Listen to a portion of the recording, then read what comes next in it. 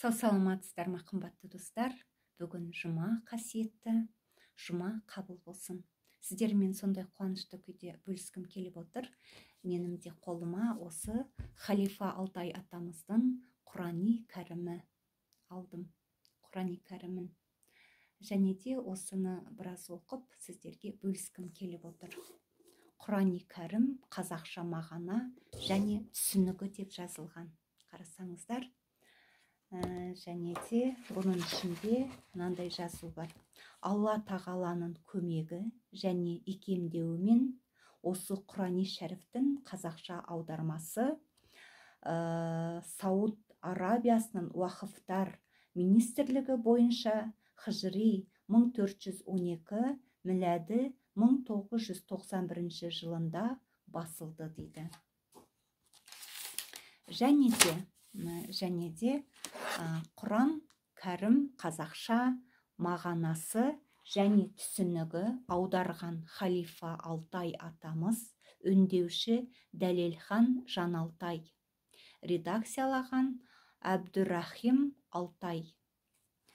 Және де кішкене Құрани кәрімнен үзінді оқып беріп кеткім келіп отыр. Бақара сүресі 2-ші пара, 28-ші бет. Алла тағала сендерге оңайлық қалайды, ауыршылық қаламайды. Сендерді тура жолға салған Аллаға шүкірлік етулерің үшін сананы толтырыңдар, әрі Алланы ұлықтаңдар. Мұхаммед алейхиссалам, егер құлдарым мен туралы сенен сұраса, өте жақынмын. Қашан менен тілесе, тілеушінің тілегі қабыл етемін.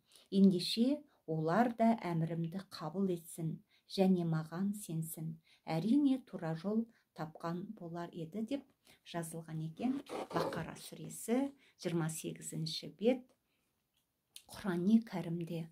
Негізі Құрани кәрімді мына жақтан бастап соңғы жағынан керісінше бұлай оқылады.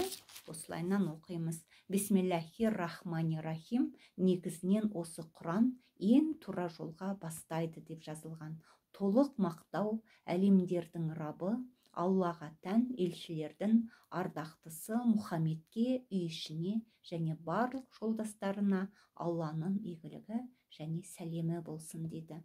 Қымбатты достар, әр үйде осындай халифа Алтай атамыздың 1991 жылы жазылған Құрани кәрімі болса екен деп тілеймін. Сау саламатта болыңыздар.